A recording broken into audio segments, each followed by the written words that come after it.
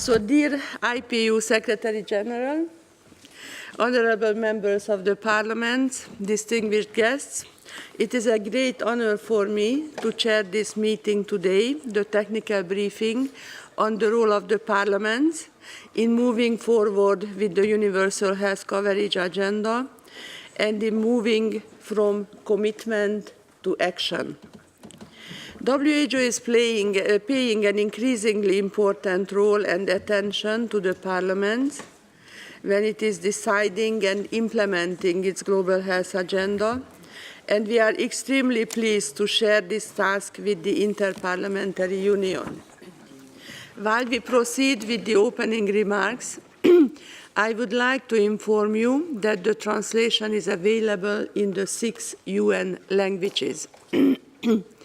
Our Director General, Dr. Tedros, will join us soon, so please bear with us. He will be here and he will make his opening speech. And we will wait for him while he arrives, but in the meantime, of course, we move forward with the program of the day.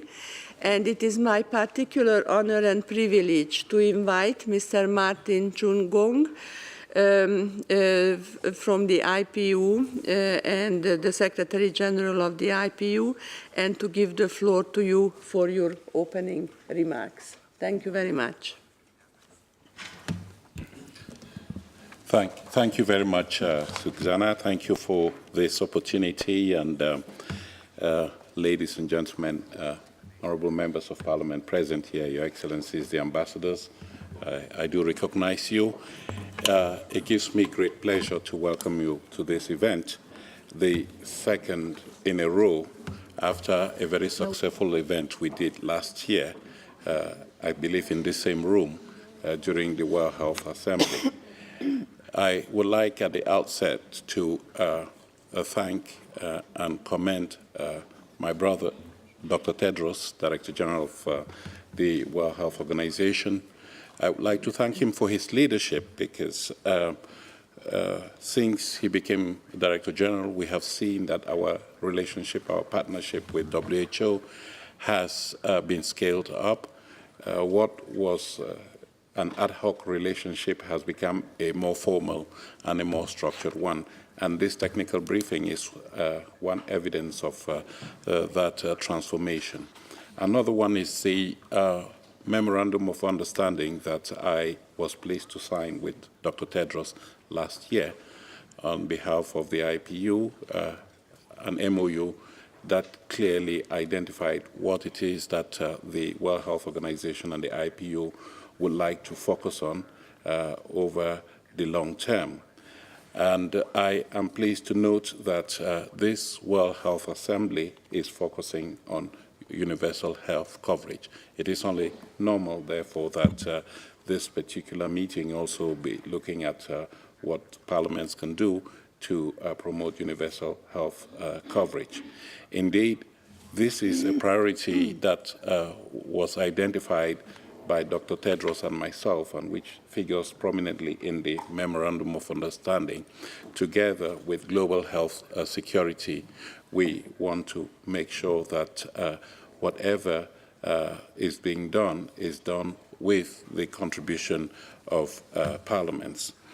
Indeed, you're members of Parliament, many of you present in this room, and we don't want to teach you anything, but what we are trying to do is to ask you to do what it is enshrined in your constitutions, the powers that are given to you to make laws, to hold government to account, to provide budgetary appropriations in order to ensure that in this particular instance, universal health coverage becomes truly universal. And it is because you are members of Parliament, you represent the people, that we want to hold you to account to make sure that no one is left behind. Because, of course, when you run for election, you run in a constituency, but when you become a member of Parliament, you become a member of Parliament for the entire nation. And so we were hopeful that you will pay great attention to universal health coverage and lend, or rather give significance to that adjective universal, making sure that access to health is something that is universal, not only in scope, but also in terms of outreach to the people who need this. And I'm very heartened to know that at this World Health Assembly, we have some 50 parliamentarians registered, which is something I believe testifies to the importance of bringing together, forging a partnership between the policymakers, the parliamentarians, and the technical community represented by the Ministries of Health and WHO. I just want to say that in a bid to walk the talk, we have at the IPU, the Interparliamentary Union, initiated a process of developing a resolution on the achievement of universal health coverage by 2030. And I am pleased to note that the three prime movers of that resolution are present with us here. Professor Millard from Bangladesh, Mrs. Carvalho from Brazil, and Honorable Lowe from Switzerland. They are the people working to give life to this resolution with the technical support of the World Health Organization that I would like to acknowledge here. We hope that we can work on a resolution that is far-reaching, that gives us a comprehensive approach to universal health coverage, that gives a strong mandate to parliaments as well as governments in order to move the UHC agenda forward in a very robust manner. We are discussing this resolution at a time when, at the governmental level at the United Nations, plans are afoot to have a high-level meeting during which a resolution will be adopted on universal health coverage. And Madam Deputy Director General, you and I were in the General Assembly a few weeks back, where we were discussing a multi-stakeholder approach to UHC to make sure that the deliberations of the high-level meeting in September at the United Nations will be informed by the views of the broad spectrum of society. And so we hope that there will be strong linkages between the UN resolution and the IPU resolution, so that together we have a complementary approach to universal health coverage. This is something that we are very particular about, and we are working through the advisory group on health in the IPU to make sure that universal health coverage is at the forefront of what parliaments are doing, because, as somebody would say, we want to make parliaments relevant again, and they can only be relevant if they are delivering on the expectations of the people. Health is one of those expectations, and so we are very much looking forward to having a resolution that reflects the parliamentary commitment to work for better health outcomes. Indeed, we will be pleased that this resolution is global in scope, given the fact that the 179 member parliaments of the IPU will be solidly behind it, and I think it's no mean feat in terms of political commitment that is required for universal health coverage. So I just wanted to use this opportunity to highlight some of the things that we would like to do in collaboration with WHO, our strong partner. We have a common stake in making sure that our institutions are relevant, our institutions deliver on the people's expectations. So I look very much forward to the deliberations that are going to take place this afternoon. We can assure you that your views and experiences and expertise will definitely be taken into account. We have the three rapporteurs here. I know that they will be taking notes very profusely in order to reflect your views in the resolution that will be adopted later this year in October. And then I think it is important that once that resolution is adopted, the partnership between WHO and the IPU is strengthened in such a way that we can help parliaments make a difference at the country level. That's where it is going to be important to translate the global commitments contained in the resolution into reality through laws, through policies, through budgetary allocations, and holding governments to account. So, Susanna, thank you very much for this opportunity. And once again, I wish you welcome to this briefing this afternoon. Thank you. Thank you very much, dear Secretary General, for your words, for your commitment, and for your strong leadership in New York. It made all the difference that you were there. You were speaking up very strongly for universal health coverage in the multi-stakeholder meeting, with all the civil society representatives being present. And let me reassure you that WHO is equally committed, and our Director General is equally committed to work with IPU. And we have set actually 3 priorities for our work in our collaboration. Universal health coverage is 1, global health security is 2, and promoting health, especially for vulnerable groups, including women, children, and adolescents, is the 3rd area. And we are also very encouraged to hear from you that the IPU is developing a global parliamentary resolution on universal health coverage, which will be adopted at the IPU Assembly in October 2019. And we all know that the world has committed to achieve universal health coverage by 2030, and that the global resolution will be adopted in September 2019. At the UN high-level meeting on UHC.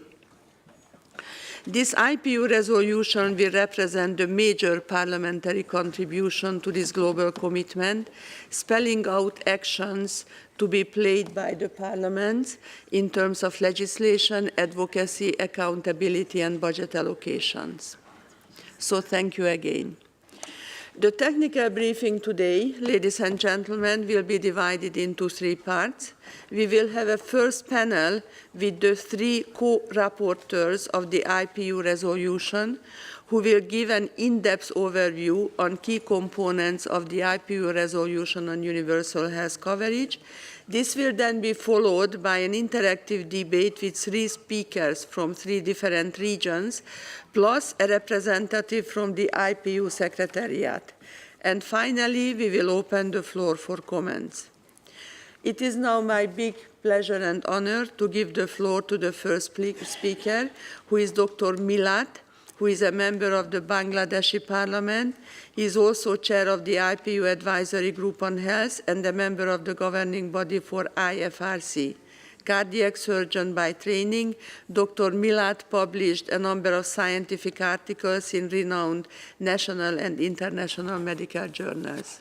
Dr. Milat has initiated the process of development of the IPU resolution, and he will provide us with an introduction of the IPU debate on UHC, with a specific focus on the interconnectivity between UHC and the global health security.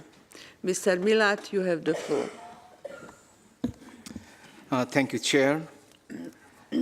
It is my honor and privilege to be here and speak in front of the ministers, member of parliaments, IPU Secretary General, government official, ambassadors, civil society organizers, scientists, ladies and gentlemen, good afternoon. As you know, that IPU is bringing a resolution on universal health coverage, achieving universal health coverage by 2030, the role of parliaments in ensuring the right to health. We are working on this resolution for last over an year, and we will be probably adopting in the next meeting in October in Belgrade in the IPU Assembly. As you know, I have been asked to talk about IPU debate on universal health coverage and linkage between the universal health coverage and global health security. As you know, that IPU assemblies are held twice in a year and are attended by over 1,000 delegates from member parliaments, as well as associate members and partners. They provide a forum of parliamentarians around the world to discuss and make a contribution to the democracy, human rights, and major social and economic challenges, including health. The last IPU assembly was held in Doha in April 2019 and was attended by over 800 parliamentarians from 160 countries. On the occasion, a debate on universal health coverage enabled IPU members to share their views on ways to achieve universal health coverage by 2030 and propose parliamentary action to be included in the IPU resolution on universal health coverage. This constituted an important step in the preparation of resolution as it allowed gathering inputs and ideas from countries with diverse national context and level of development to inform the development of draft by co-rapporteurs. 33 delegates, including 31 IPU member parliaments, took the floor to share some of the programs and policies to advance universal health care in their countries, as well as remaining challenges in ensuring equitable access to health care and addressing the multifaceted dimension of universal health coverage. The discussion also highlighted some key principles on universal health coverage and the linkage between universal health coverage and global health security as two sides of the same coin. Universal health coverage poses a challenge to all countries, but no single way to UHC exists. The approaches must be tailored to the specific national context and priorities while still observing the underlying principle on health as a basis of human right, equity, justice, and solidarity. Universal health cover is therefore not only centered to the health, but also developmental social inclusion and cohesion. Universal health care includes both technical and political agendas, but concrete action towards the universal health cover is ultimately a political choice, requiring strong political leadership and investment at the national level. Every country can therefore move towards universal health care regardless of income level of that country. Universal health coverage must cover the full spectrum of essential health services, with a particular emphasis on education, health promotion, prevention to empower individual with regards to their health and address underlying risk factor on ill health. Universal health cover must encompass both physical and mental health to help eliminate the stigma and discrimination associated with mental illness and promote access to professional help. Global health security in the debate in the IPU in Doha highlighted the need for health system to be sustainable and resilient. The strengthening of health system in all their aspects in prerequisite not only for universal health coverage, but also global health security. Universal health coverage is an investment in safety, as strong health system are the only assurance of adequate response to diseases, outbreak, and health crises. In an interconnected world, universal health coverage and global health security are everybody's concern, as no one is safe when there is an epidemic. In this context, the implementation of the international health regulation is crucial, with the view of strengthening primary health care provision and establishing a system of prevention to address the crises early on. In order to ensure equitable access to healthcare services for all, particular emphasis must be placed on regarding vulnerable and marginalized population, as well as on transparent and accountable governance for health. Thank you, everybody. Thank you very much.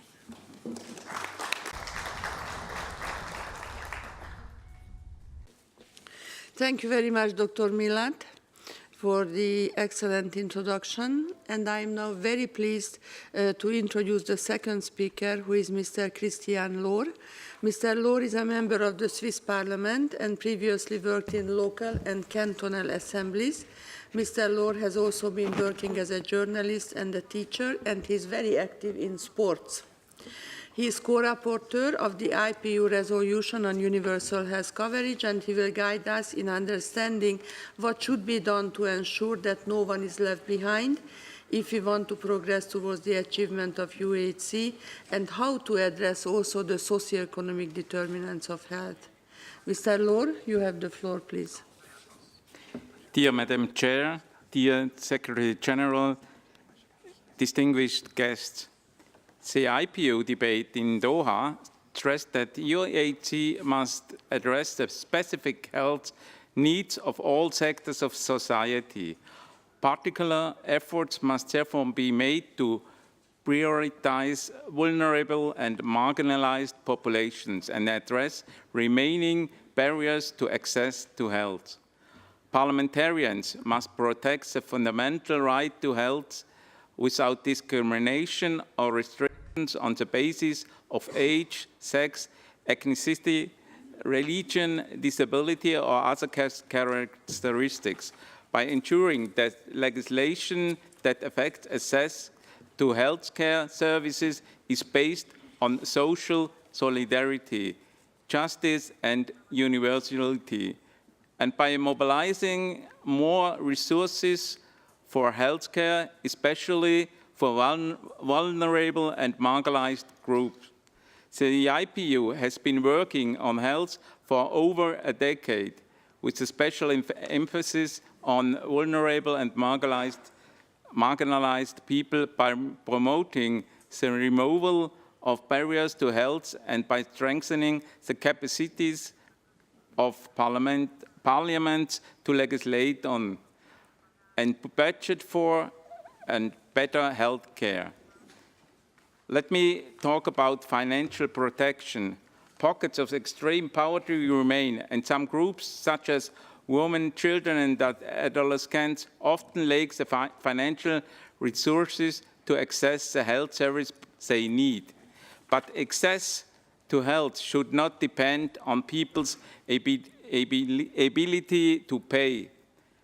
Robust financing and sustainable structures are therefore key to enabling all people to obtain essential health service and to preventing financial hardship. Measures to combat unemployment and undeclared work can also contribute to financial protection for healthcare. It is important to highlight that UHC does not only imply greater expenditures, but investing in UHC is also a valuable investment in human capital and one that generates economic growth and jobs, especially for women. Second point I want to figure out is to promote gender equality and social inclusion.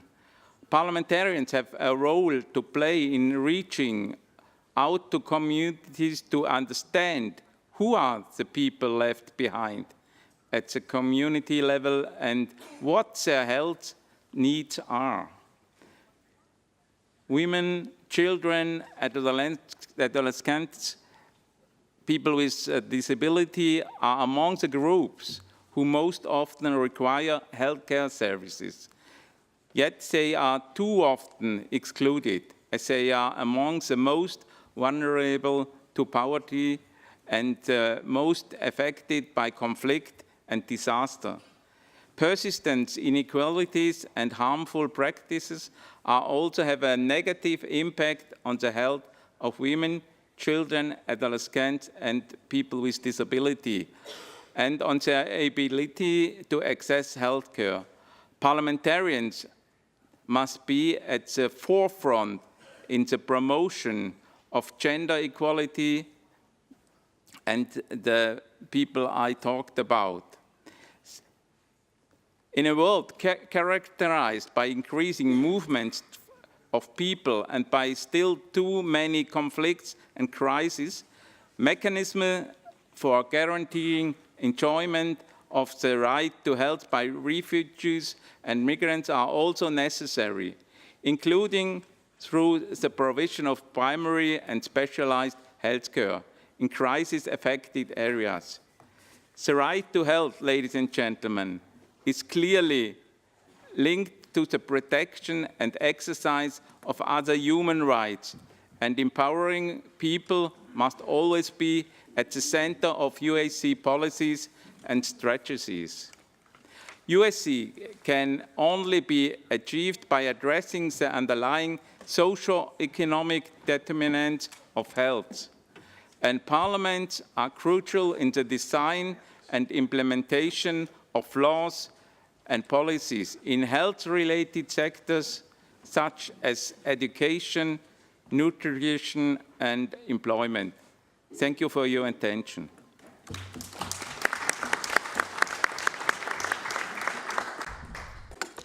Thank you very much, Mr. Lohr. And before we move to the third presenter, I am very pleased to welcome our Director General, Dr. Tedros, and I hope that Mrs. Mariana Carvalho, the third presenter, agrees that first we give the floor to the Director General, because he will have to leave after a while. Do you mind? Okay. No, it's okay. No, because we would have started with you, DG. No, it's okay. I hear first, maybe one or two. Okay, great. In that case, we move on with the plan. And I am pleased to invite Mrs. Mariana Carvalho, who is also co-rapporteur of the IPU resolution on universal health coverage. She is a member of the Brazilian Chamber of Deputies since 2015 as a representative of the Amazon region of Rondônia. She is a trained medical doctor and holds a law degree. Mr. Carvalho will introduce to us key issues in relation to multi-sectoral action on UHC and the promotion of inclusive decision-making processes. Mrs. Carvalho, you have the floor, please. Boa tarde a todos.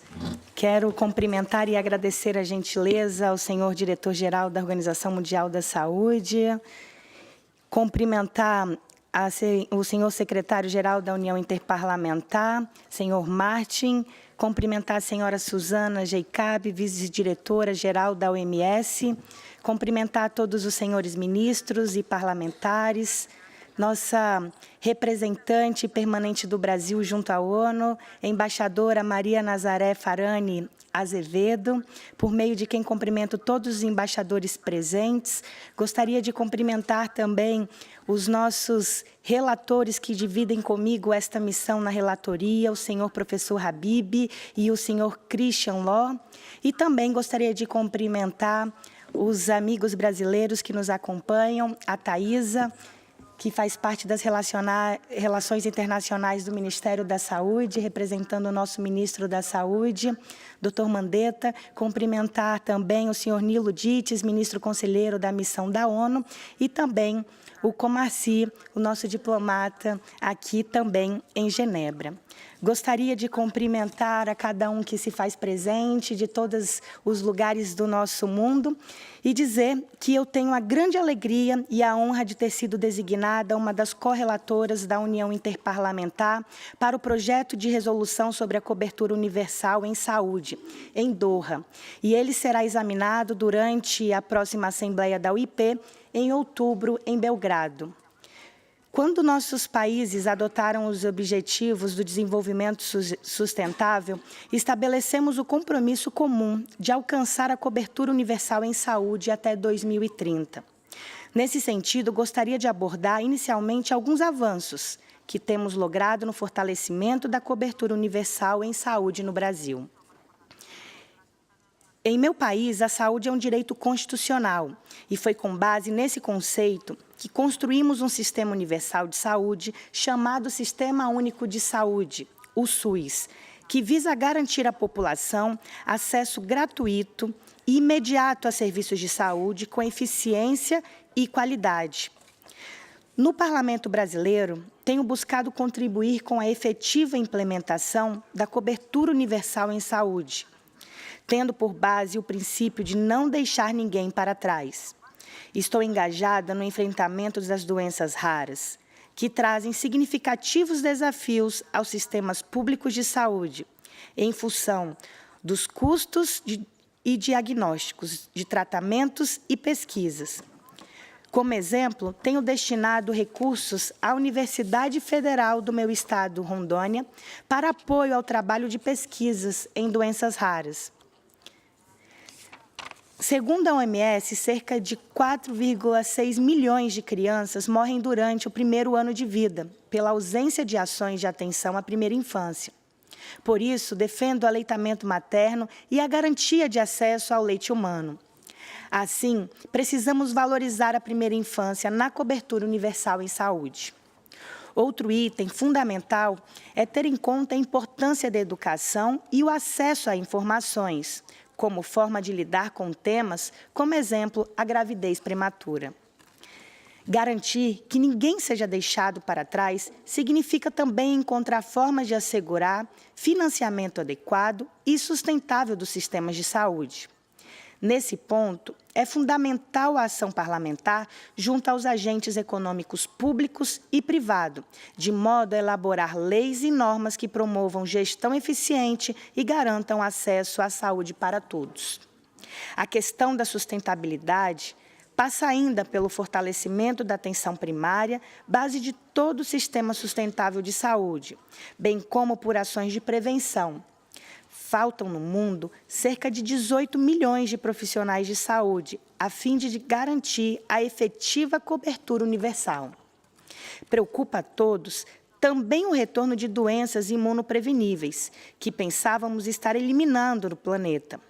Como afirmou o ministro da Saúde do Brasil, o ministro Mandetta, ao se dirigir à Assembleia Mundial da Saúde, as famílias de hoje não conhecem a face dolorosa de doenças como sarampo, rubéola e poliomielite.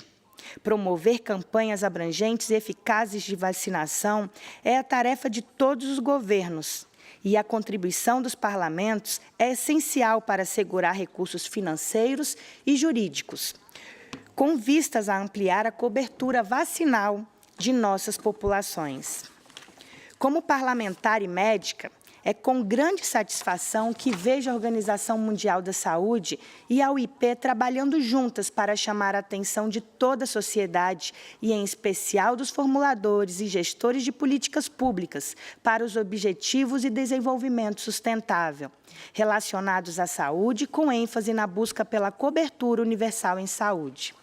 Acreditamos que a reunião de alto nível sobre a cobertura universal em saúde, a ser realizada em setembro em Nova York, assim como a próxima Assembleia da UIP em outubro em Belgrado, representam oportunidades ímpares para fortalecer o compromisso mundial com a cobertura universal em saúde, em benefício de nossas populações. Não podemos desperdiçar esse momento. Muito obrigada.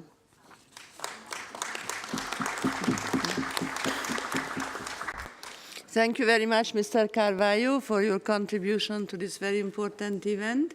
And with this, ladies and gentlemen, it's a pleasure and honor for me to invite Dr. Tedros to address the audience. DG, you have the floor. Thank you, Susanna. Excellency, ministers, excellencies, heads of delegation, parliamentarians, colleagues and friends. And also, dear friend, Martin Chugog, the Secretary General of the IPU. And I would like to start by thanking for this opportunity to address you today. And I would also especially like to acknowledge Professor Milad from the Parliament of Bangladesh, who initiated the process of developing the IPU resolution on UHC, now joined by Mr. Loher from Switzerland and Ms. Carvalho from Brazil. Obrigado. Last year, WHO and IPU signed a memorandum of understanding committing to strengthen our collaboration on 3 key priorities: universal health coverage, global health security, and promoting health, especially for vulnerable groups, including women, children, and adolescents. Universal health coverage, in fact, underpins progress on the other 2 priorities. UHC, based on strong health systems, is the best defense against outbreaks and other health emergencies. It's also the best way to promote the health of the most vulnerable people, because the essence of UHC is universality and equity. It's vulnerable groups like women, children, and adolescents who face the biggest financial barriers to accessing health services.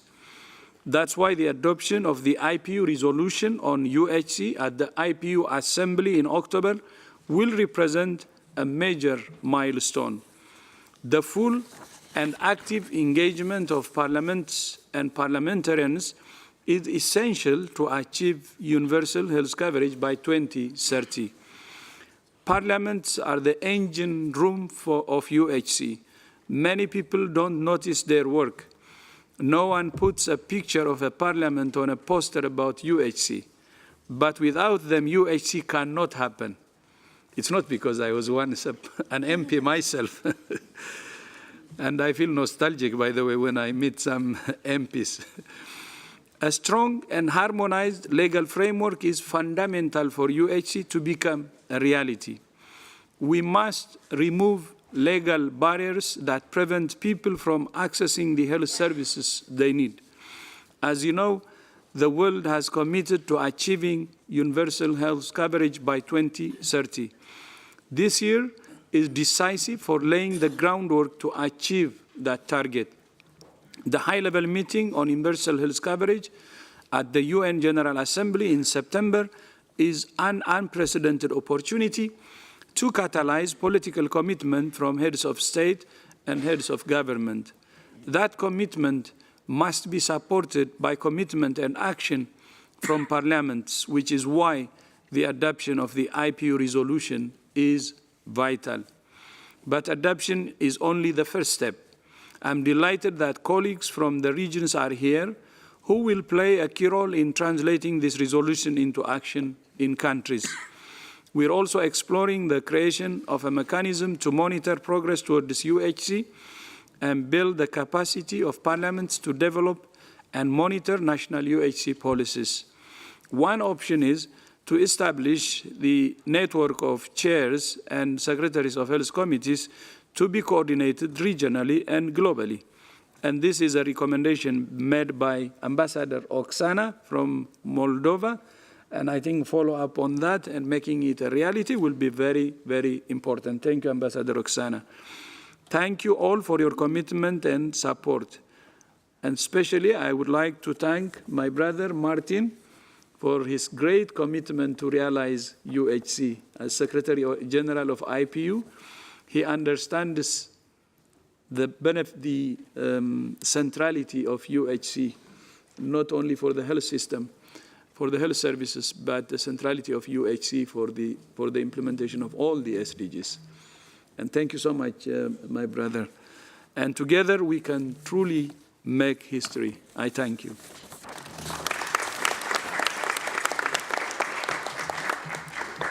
Thank you very much, Dr. Tedros, for your commitment to work with all the parliaments, which will be very important in moving the UHC agenda forward.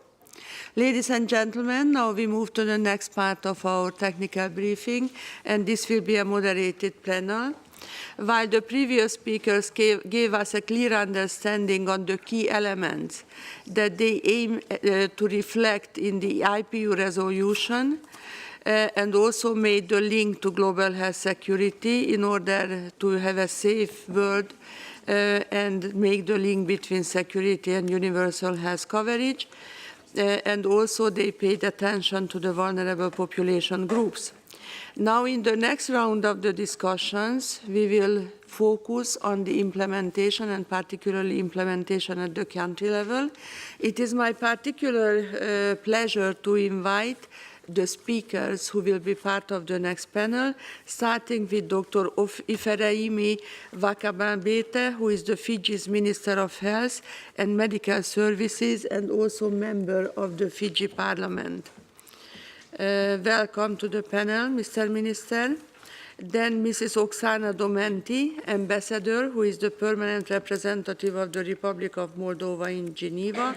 But before that, she worked 15 years in the Parliament in Moldova, also leading the Health and Social Affairs Committee, and she was also advisor to the President for some time. The third panelist will be Dr. Alouni Suhail, who is the current President of the Health and Social Affairs Committee of the Tunisian Parliament. And Dr. Alouni served his country as a member of the parliament since 2014. And finally, the fourth speaker on the panel will be Karin Jaber, who is the director of the Division of Programs at the Interparliamentary Union. She is responsible for directing the organization's various programs of support and policy guidance to the parliaments. So what we would like to discuss now is to hear the perspective of our dear panelists on how we can move from the IPU resolution to the implementation at the country level. And looking at your country experience and challenges that met already several of the achievements on universal health coverage, what should be the key elements that need to be included into the IPU resolution? So that is the first question to you. There will be 2 rounds of questions to the panelists. So let me invite Mrs. Jaber first to respond. The minister first. Sorry? Minister. Yeah, okay. So let me invite Dr. Wakanabete first to respond. Please. Thank you, Madam Chair, and Your Excellencies and members of Parliament, and also ladies and gentlemen, Director General. The Ministry of Health and Medical Services and the Parliament of the Republic of Fiji is committed to taking a whole-of-government and a whole-of-nation approach towards advancing universal health coverage and achieving health across the Sustainable Development Goals. We as a nation recognize the support of the World Health Organization and look forward to the leadership of the new WHO Regional Director for the Western Pacific, Dr. Takeshi Kasai. Fiji congratulates the WHO for organizing this technical briefing to highlight the role of parliaments and parliamentarians in health, and appreciates the participants for coming together to share their insights and experiences. The draft resolution should call upon parliaments to support the achievement of UHC as a political choice, high-level commitment to leaving no one behind, especially the vulnerable groups. The draft resolution should also call upon parliamentarians to use their core function of legislating through effective legal frameworks, budgeting, sustainable financing, and harmonization of health investments, and oversights through accountability for implementation and monitoring to strengthen health systems with primary health care at the core. The draft resolution should also call upon parliamentarians to leverage their position in representing their constituencies, coordinating multi-sectoral action in government, and engaging in international partnership to drive action for health. The draft resolution should reflect national priorities and capacities, including political, legal, social, and economic realities in countries. Fiji anticipates that the draft resolution will strengthen the role of parliaments and parliamentarians in health and provide a clear mandate for action on the ground. I thank you. Thank you very much, Excellency.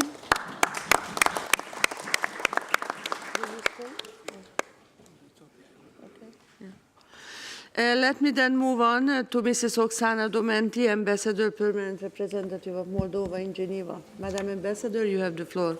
Thank you, Madam Director. And Your Excellency, I feel honored to speak here at this important event. And first of all, let me to congratulate WHO and IPU for joint efforts to mobilize political support for health, and for UHC in particular.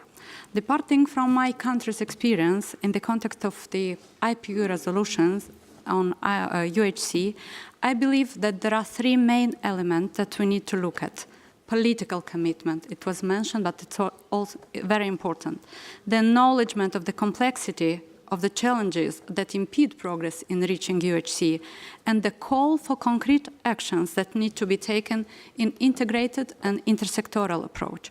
From our perspective, as a small developing country facing many difficulties and competing many priorities, I can say that the measures taken to bring change to the health of the populations are the most effective when there is a broad political commitment for them at all levels.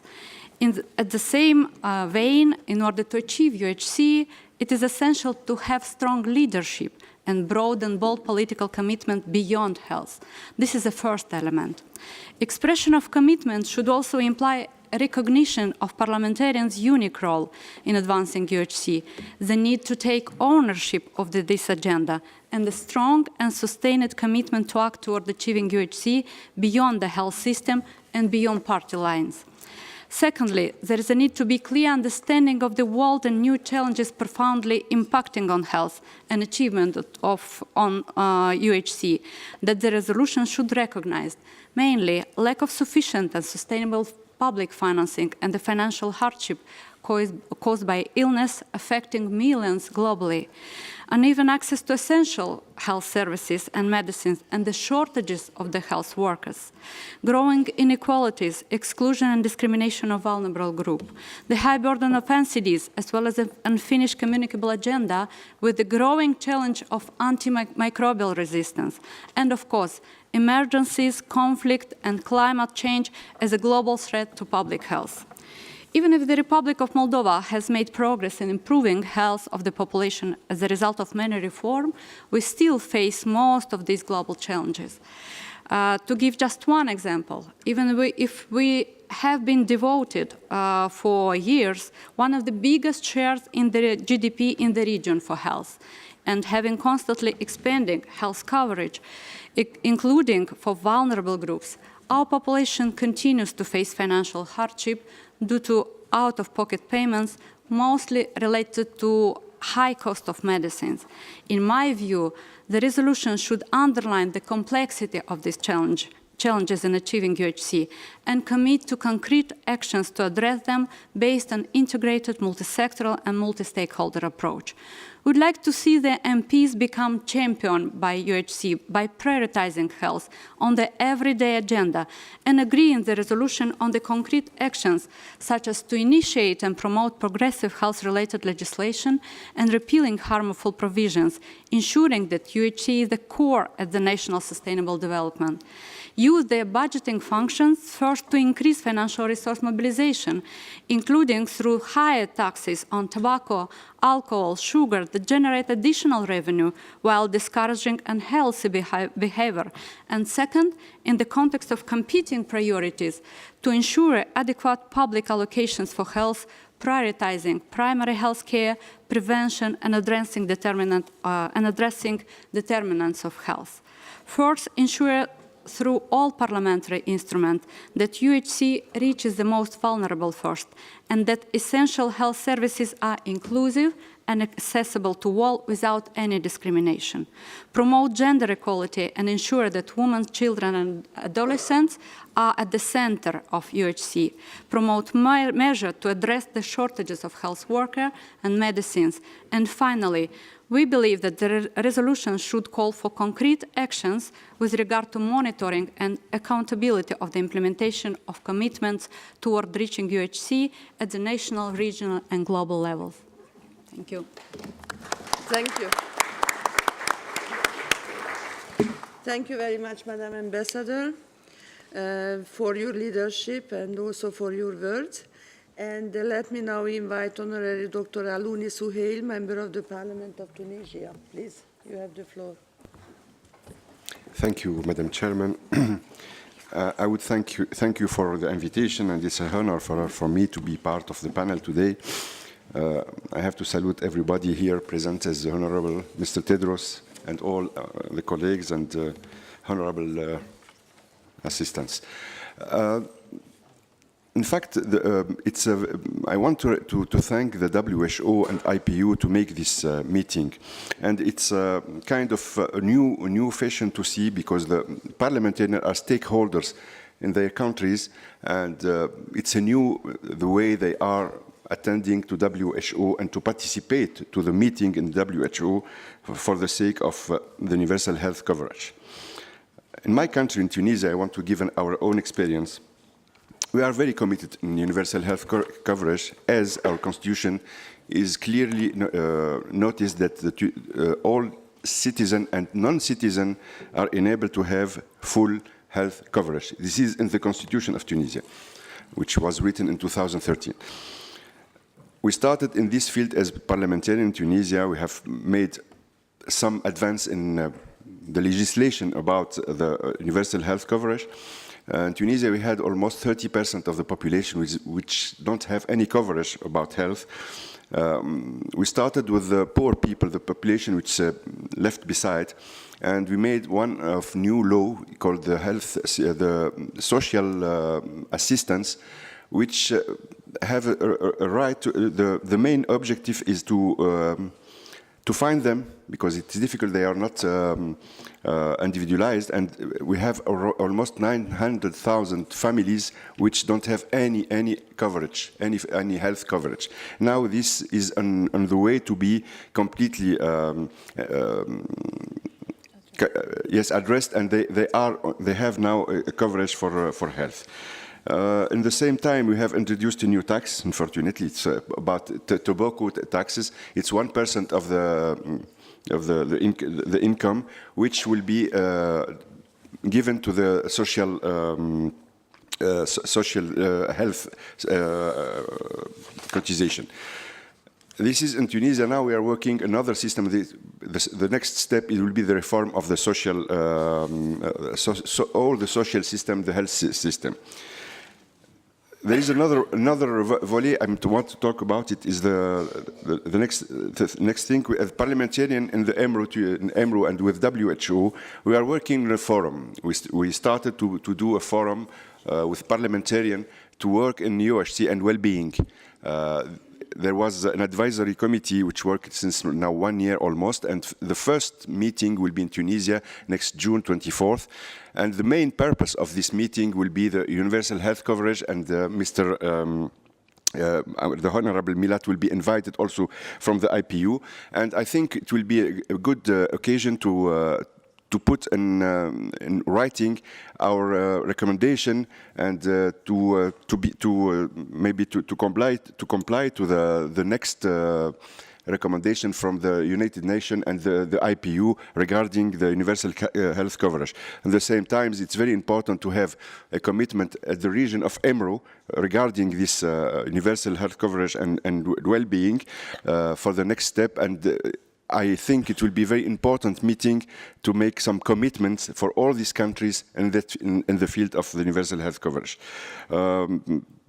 I think we are in good way to implement it in our countries. Tunisia is already on the way to implement the universal health coverage. I think it's something mandatory for our countries, and I think it's mandatory for all the countries. Thank you very much. Thank you very much for this very insightful presentation, and much appreciated your input into this meeting. And let me now turn to Mrs. Jabr, Catherine Jabr, who will highlight the role of IPU, a global organization of parliaments, and what IPU can do to continuously mobilize parliaments around the implementation of the resolution and the monitoring of implementation. Thank you. Thank you, Madam Deputy Director General, and thank you for inviting me to this panel. Good afternoon. I'll very briefly highlight some of the strategies that the IPU is engaging in to implement the resolution. First, let me say that for us it's a very important momentum and a great moment to see a first global parliamentary resolution adopted on a global health issue at large. And it's, as I said, an important step forward and a strong political message that we're giving to parliaments that this is an important matter that they need to deal with and address as a priority at the national level. The resolution sets the stage for parliamentary action at national level. It also sets the stage for the work of the IPU in the years to come in terms of our action in the health sector. So, as you all said, a resolution is already a first step, but it's just the beginning of a process, and the question is what is going to happen next and how efficient action is going to be and what change is going to be brought about by this resolution. And I think for the IPU, we're going to focus on three major strategies. The first is to focus on building and continuing to build political will.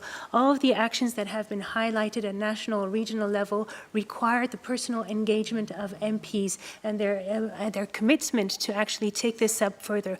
And much of the change that is required requires courage and taking action and not being scared of taking such action. So I think for the IPU, the continuous I wouldn't say pressure, but the engagement with MPs and building their political will is going to be a priority. We will do this on the occasion of our assemblies and on the occasion of global platforms that we organize in order to keep on raising awareness and saying this should not be left out of your political agendas. The second priority for the IPU in terms of implementation is going to shift from MPs to institutions. And I think, again, without the institutions and strong institutions at the national level, there will be no change possible. And many of the actions highlighted, whether legislation, oversight, or mobilization of citizens, require a strong institution that is respected and that has the power to act at the national level. The IPU carries out and implements a multitude of programs of support and capacity building of parliaments to ensure that these institutions become democratic and strong and efficient parliaments that deliver for the well-being of citizens. And at the IPU, what we will be investing in is how to mainstream UHC in all of these programs so that we accompany parliaments to build their capacity to deliver on UHC. That means having new structures, building new processes, mechanisms, coordination, and skills so that these institutions can accompany change at the national level.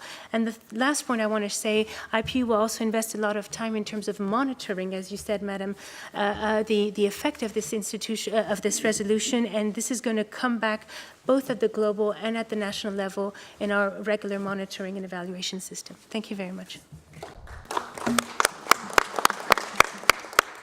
Thank you very much, and thank you to all the panelists for their valuable input and sharing experience at the country level and also sharing the IPU experience. For far too long, the parliamentarians have not been systematically engaged in the global health agenda and arenas. But times are changing, and this is changing now also, and WHO is also changing, and our attitude is also changing. And we are very excited to work more and more with the parliamentarians, and we are very committed to have a systematic dialogue with the parliamentarians. The next crucial step will be at the country level, and this is where we need to work closely with the countries and the regions. And in translating the IPU resolution into concrete actions at the national level, regional and parliamentary platforms and networks can play a very important, very significant coordinating role in facilitating this exchange of experience and interaction with parliaments, and also in supporting the countries in the implementation of the IPU resolutions.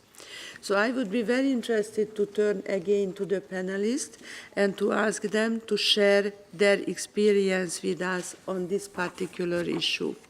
And let me start again with His Excellency, the Minister of Health and Medical Services of Fiji.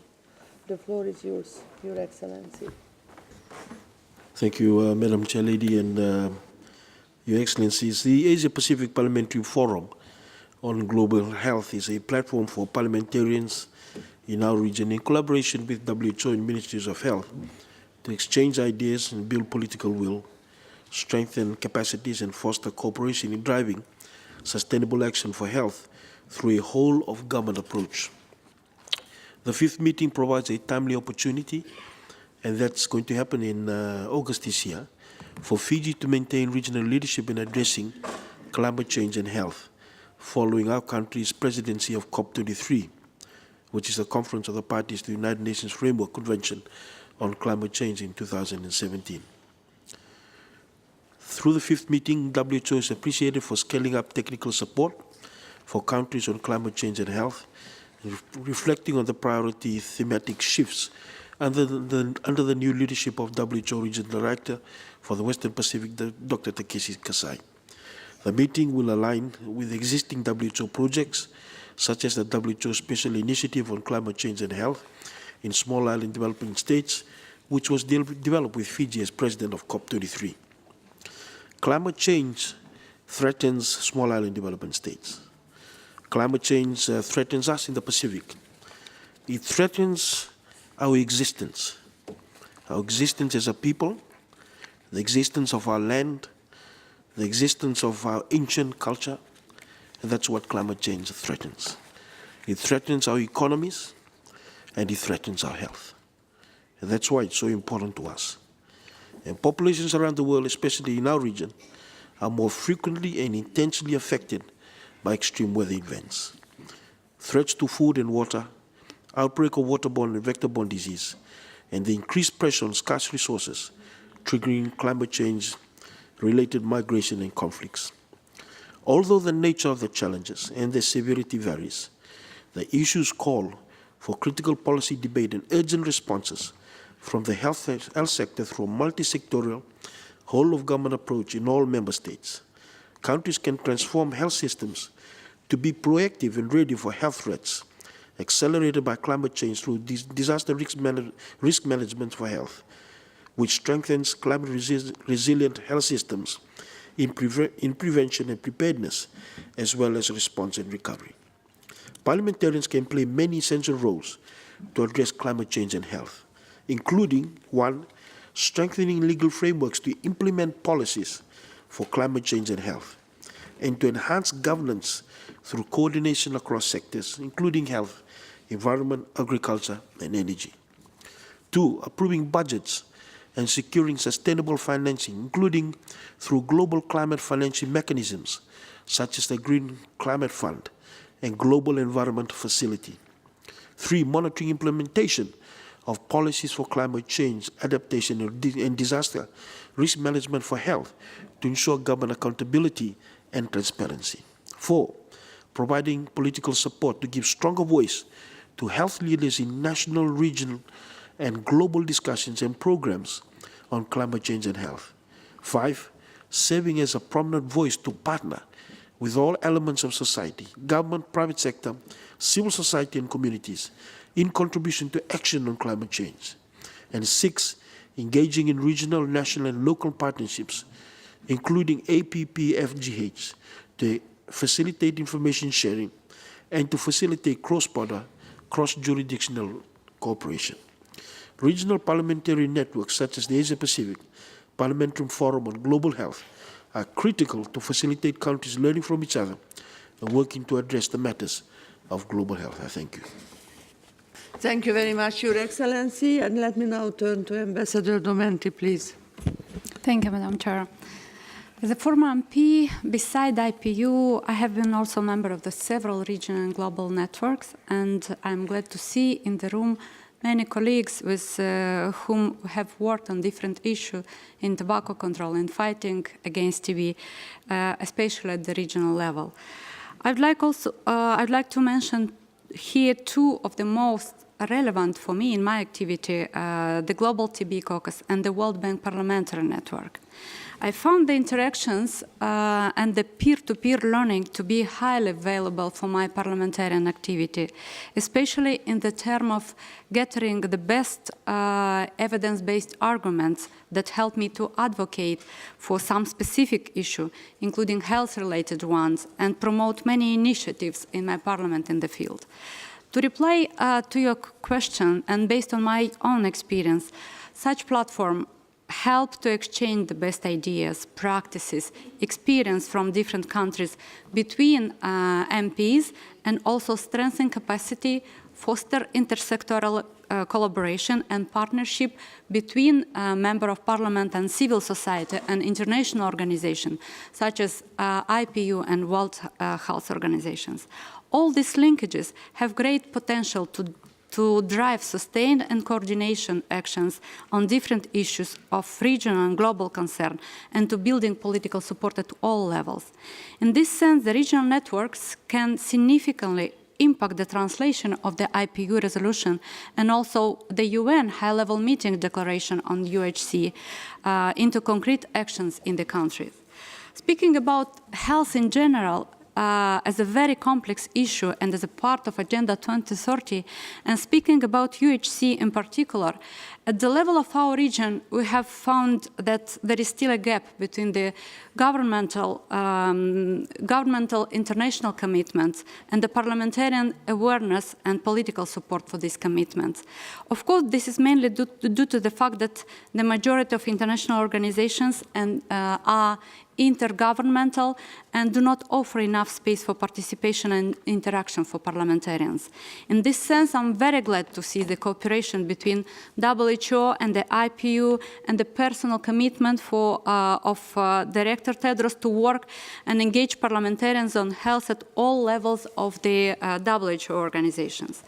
At the level of our region, there are many formats to engage parliamentarians, but none dedicated specifically to health agenda as a whole. Together with a group of MPs from the region, the Regional Office of Europe and the personal commitment of Susanna Jacob, we have made exploring the idea to create at regional level a network of parliamentarians similar to the one that exists in other regions and similar to the more specific one that I have mentioned, that would put together the parliamentarians' interest in health and in health-related issues and the expertise of the WHO. As a result, the regional office, with the support of our mission, has taken measures to start the discussion among parliamentarians on the first draft of the concept of the future network that should be launched soon, I hope. The first technical meeting is expected to take place in July, and then in September in Copenhagen at the regional committee of WHO. The parliamentarians will have the opportunity to also discuss and engage in the drafting and promotion of IPU resolution on UHC. So I believe that such the regional parliamentary networks have a huge potential to drive implementation of the resolution on UHC at the country level, advocating for UHC, engaging their colleagues, reaching out across party lines and promoting the beyond health approach that we are all talking. And most importantly, hold themselves and governments accountable for the implementation of the commitment to achieve UHC. Thank you very much. Thank you very much, Mrs. Domenti. This is a very important issue that you have raised. And in order to be successful with our agenda, it is quite important to influence the priority setting, but also the whole legislative process. And the legislative process is in the hands of the parliaments, and without them, it will be very difficult for us to move forward. And this is why we so much appreciate your presence here in this room and your support. So this takes me to Dr. Alouni Souhail, member of the Parliament of Tunisia, as the last speaker, please, before I give the floor to IPU. Thank you. Thank you, Mr. Chairman. As I said before, in Tunisia, we are organizing the first meeting of the Regional Parliamentary Forum for Health and Well-being in the Eastern Mediterranean region, the EMRO. This meeting, it's already 1 year working to arrive to this situation, and it will bring together approximately 60 participants with different diverse backgrounds and expertise. They will include parliamentarians from the region, a representative of other parliamentary institutions such as IPU and the Arab Parliament, global and regional experts, a representative of partner organization and WHO staff member from the 3 levels. I think you will have the RD of the region will be there. And the organization along with the focal point from WHO Regional Office for Europe and Western Pacific. The goal of this meeting, it will be, in fact, to build something like the regional strategic public health priority in particular. There is the objective of the first forum meeting. It will be to discuss the potential intervention to enhance parliamentarians' legislative role to promote health, as you said, Madam, and well-being, with special focus on the regional strategic public health priorities. We will exchange global and regional countries' practice and discuss technical approaches to tackle the identified regional strategic public health priorities. We will identify the mode of strengthening collaboration between the Regional Parliamentary Forum and WHO Regional Office in the EMRO region. Review the draft of term of reference. We want to make it as institutional. This forum will be something institutional for all the region, for the parliamentarian particularly, to discuss all the matter in the future, and to provide input to process of the development of IPU resolution on UHC, and discuss the forum's potential contribution to the resolution implementation process. What is the expected outcome and deliverable of this meeting? Agreement of the follow-up action and initiative to enhance parliamentarians' legislative role to tackle regional strategic public health priorities, endorsement of the suggested next steps for strengthening collaboration between the Forum and WHO Regional Office, adoption of the draft term of reference of the Regional Parliamentary Forum and the annual action plan to promote parliamentarian engagement for health and well-being, and finally, generation of agreed follow-up action for engaging the Forum member in the development of IPU WHO Global UHC resolution. This is our main objectives. Hope we'll succeed in it. It will be on 24th June this year for 3 days, and we have a good collaboration with WHO and IPU, I hope. Thank you. Thank you very much. And now let me turn to IPU and to ask how you see the regional coordination mechanisms and how they can provide support in implementing the resolution. Thank you, Madam Chair. Very briefly, just to say that we very much value at the IPU cooperation with regional mechanisms, because they have a lot of value and they bring a lot in terms of bridging the gap between the global and the national. At the IPU, we include as associate members already 12 parliamentary assemblies that are part of the IPU, and so the IPU has this vocation as well to try to bring in those different experiences together so that they benefit to the wider parliamentary community, and we will continue to offer this platform in order to enrich our debates and again, the peer-to-peer support and experience sharing. Regional mechanisms also allow for a specific focus on challenges that are relevant to a region per se. We heard the whole discussion on climate change and the relevance to, for instance, in the Pacific region, and I think this again is a very valuable added value to the process of implementation of the resolution. I think for us there are two challenges that we need to bear in mind, and the IPU will keep on supporting. One is to ensure that all of those regional initiatives, whether institutional or at the level of networks of parliamentarians, feed into institutional processes, and so that they are, they are useful to on a more sustainable way, and they feed into mechanisms and processes. And the other thing is to ensure that these regional initiatives help to support other regional initiatives, and that the experience is not lost between regions. And in both those instances, I think the IPU will continue to try to support efforts and engagement. Thank you very much. Thank you very much. And now we still have a few minutes, and therefore I would like to open the floor for discussion. And let me first turn to the parliamentarians who are here in the room and to ask for their input. I see representative of Romania, Gambia, Georgia. Yes, Georgia and Ghana, in this order. Let's start with Romania, please. Your Honorable Secretary General, Deputy Director General, I'm sure that I'm not brother with Dr. Tedros, but I'm sure that I can find some relatives with Mrs. Jakob. My name is Attila László. I'm the head of Health Committee in the Romanian Parliament. Dear members and dear colleagues, we made huge efforts in the last 2 years to be a little bit closer to the 2030 agenda in our country, because we are unfortunately a very bad example. What does it mean when you don't take the measures in the right time and you delay that thing? First of all, we had to make a huge effort to ensure the general access to medical services. For example, in last year, we had to increase the salaries of medical staff, doctors with total 170%, and for assistants with 72%, because we had a huge problem with the migration of the medical staff in other countries.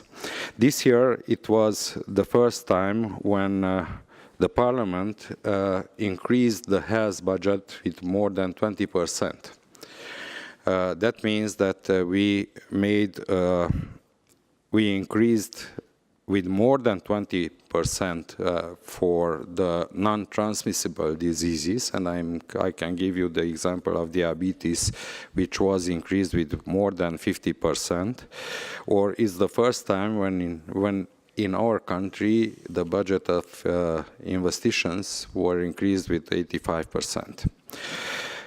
And unfortunately, we are still very far from the EU average statistics.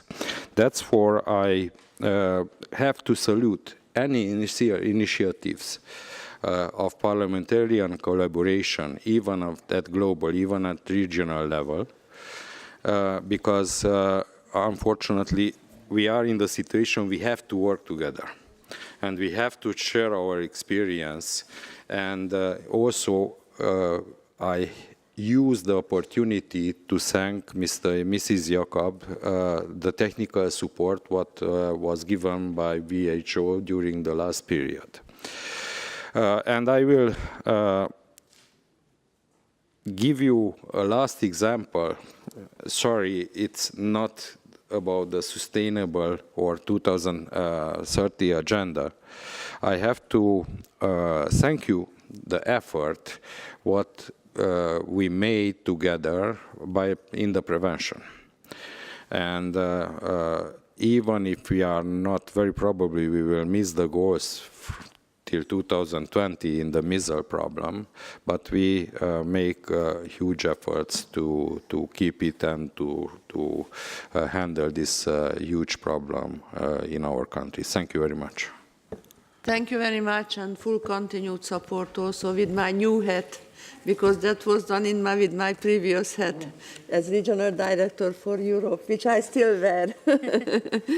But full support, of course, with the new functions, and you made very good progress on this measles issue, and full support to continue and basically to bring it under control. Let's move on to Gambia was the next one, if I remember well, and then Georgia. Gambia, please. Thank you very much, Dr. Madam Moderator, as well. I am Usman Silla. I am the chairperson of the National Assembly Select Committee on Health, Women and Children in the Gambia. I want to start by saying that we cannot find not only better but more appropriate partners in advancing the UHC cause than parliamentarians, considering our roles as those who make laws, the institution and authority that approves budgets, and also perform oversight over services and institutions. In terms of health services, I think, as the chair rightly stated, it's long overdue, but it's better late than never. Now the world is evolving. Now we have recognized the role that parliamentarians can play. And there is no better statement than what the Director General said, that the parliamentarians are engines that can advance this UHC. So what we need now is, and I also need to acknowledge the vision, the initiative of IPU in trying to get parliamentarians on board by constituting this network, regional network of parliamentarians, network of chairpersons of health at the regional and international level. You know, I think every network, every form of collaboration that is possible is needed to be forged. I think that's the way to go, and that's the right way to go, by the way. And like I said, we are key in this, parliamentarians. It is the fact is that we have not been involved in it. We have been playing our roles at the national level, But considering the importance and the powers invested in us, it can only succeed with our involvement. It fails because we fail. If WHA fails, I am saying this, if WHA fails anywhere in the world, it is because parliamentarians are not playing their role effectively. So, honorable colleagues, I am imploring all of you that we take this seriously. Health is a concern for all. It should be the business of all. We are given the responsibility to promote and protect the welfare of our citizens. And health is key. Life cannot proceed without health. So we are duty-bound to really take this on. So I'm only looking forward, to conclude, I'm looking forward to seeing this resolution through and for these networks to be established so that we will really start work at the national level and also the regional and international level to be sharing best practices. Thank you very much. Thank you very much. Georgia, please. Thank you, Dr. Jacob. I want to compliment both WHO and IPU for their acknowledgement of roles of parliamentarians can play in nearing the goal, the noble goal of universal health care coverage and in making concrete steps toward realizing this role. I just want to make 2 points. One concerns the national elections of parliamentarians can undertake to support the achievement of the universal health care coverage 2030. And the second is point regarding regional cooperation. The first, national action. I think the both technical brief, IPU draft resolution has acknowledged the role, the unique role the parliamentarians can play in drafting or adopting legislations pertaining universal health care coverage, in advocating and holding accountable both public and private sector for achieving the goals of universal health care coverage. And finally, and I'd say not least importantly, adopting the budgets and money is the key, and more resources and doubling the resources are essential to achieve the health care coverage. But there is also one role that in a country like mine, Georgia, and any other parliamentary republic, the parliaments can play, which is basically setting the long-term policy goals.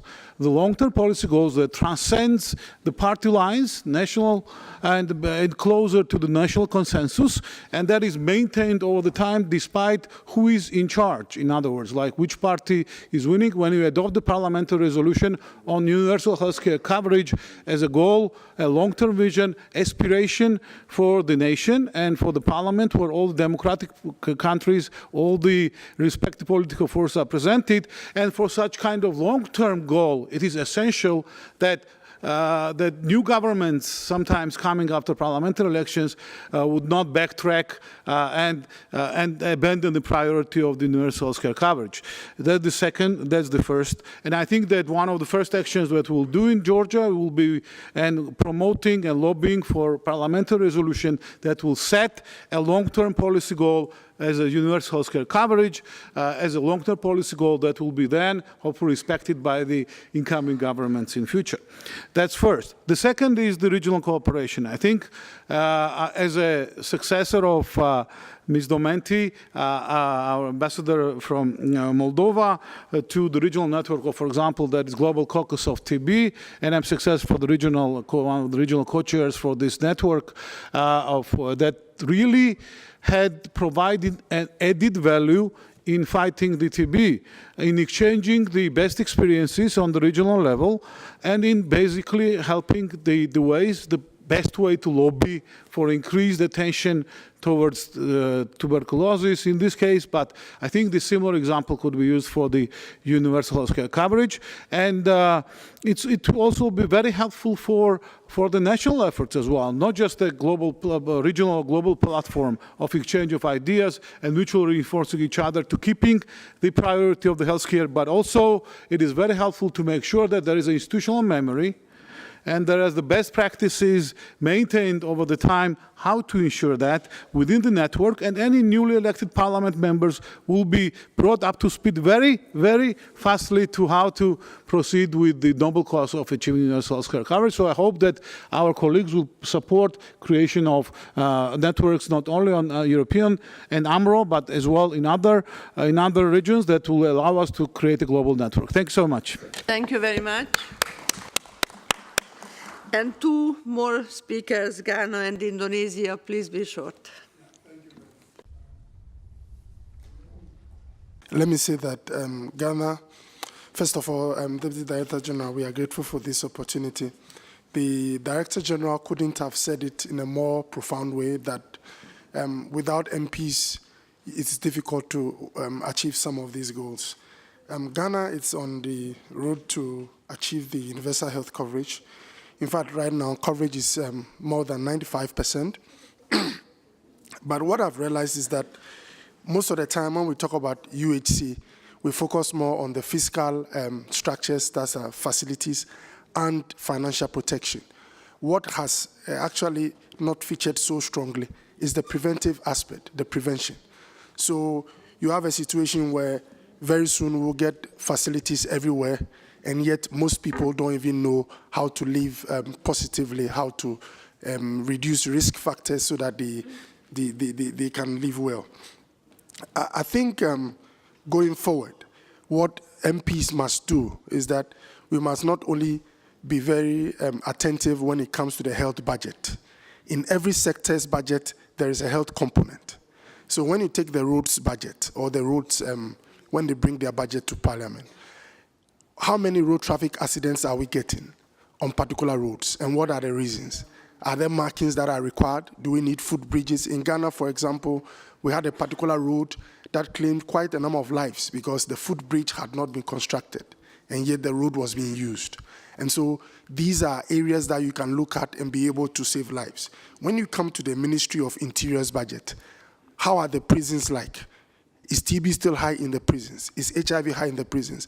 What policies can we put in place to protect prisoners and make sure that people are not abused?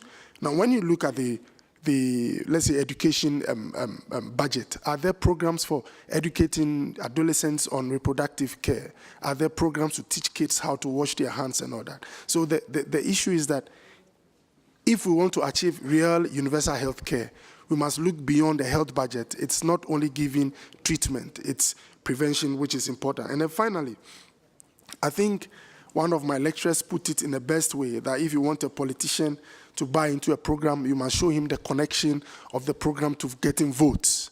And so what we must try to do is to teach politicians a few indicators that show that health outcomes can improve, like maternal mortality, under 5 mortality, to let them know the current figures and how it is improving so that they can preach it and benefit from it. Once there are some votes in there, you get a lot of commitment. Thank you very much. Thank you very much. And the final speaker is Indonesia, please. All the panelists or the college, I want to share about the Indonesian experience, how to movement of the parliamentarian. My position is parliamentarians. Now my position is vice chair for the Special Commission for Health, and at the same time also my position of the chair for the Indonesia Forum Parliamentarian Population and Development. And the last 5 years, we success to advocate the member of parliament to push the other member of parliament to agree to increase the percentage budget of the health session in Indonesia from 2.8 to 5%. And secondly, we are success to put the universal health coverage in part of the regulation. What we do with the parliamentarians, we know the parliamentarian is different backgrounds. They are economic, sometimes is a different background, and we sit together. What we program is First, we try to advocate the member parliament to understand how important is the health program to Indonesia. And the second program, we put the capacity building for the member of the parliament, because the background of the member of parliament is different. And the third one, we try to put the communication, give more the information for the member of parliament about the health programs. We prepare, we call it the simple fact sheet. We give the simple information to the member of parliament to understand what the problem now. And the last one, we try to build the networking among the member of parliament with other group without beside of the member of parliament. For example, with some of the university people, with some of the NGOs, some of the donor agencies come to the parliament, sit together, give the information how important the issues now. But until now, I think Indonesia is a success now to increase the number of the universal coverage. Health coverage now is almost 80%. After the duration is very short, 5 years. Thank you very much. Thank you very much. Ladies and gentlemen, I'm sure you agree with me that this was a very good debate. And I'm sure that the co-rapporteurs collected very precious inputs from all of you to finalize the draft resolution that needs to be finalized by the 1st of July. It will then be circulated to all parliaments for further amendments before the end of September. There are 3 clear messages that came out from the discussion today. First is that the achievement of universal health coverage means the realization of the right to health. Second is that there is a long path to go to achieve universal health coverage, and without the Parliament's input, this will never happen. Therefore, the Parliaments have a very important role to play, and it requires very concrete parliamentary actions. And the third point is that universal health coverage needs political commitment. It is a political choice, obviously. And this is what Dr. Tedros is doing to mobilize all the political support that he can for universal health coverage. But the IPU resolution will be one of the key tools to mobilize this political support. And in this regard, I would like to express our special thanks to Martin Chungong, the Secretary General of the IPU, and the 3 co-rapporteurs who are working on the resolution. Very special thanks to the 4 panelists who are sitting here with us at this table for their very precious input, but also for being the champions of this important area of work, and you show us the way on how we should move forward also elsewhere. And thank you for your input and also leadership in this regard. And again, special thanks to the Secretary General of IPU also for being here with us today and for opening the discussion together with Dr. Tedros.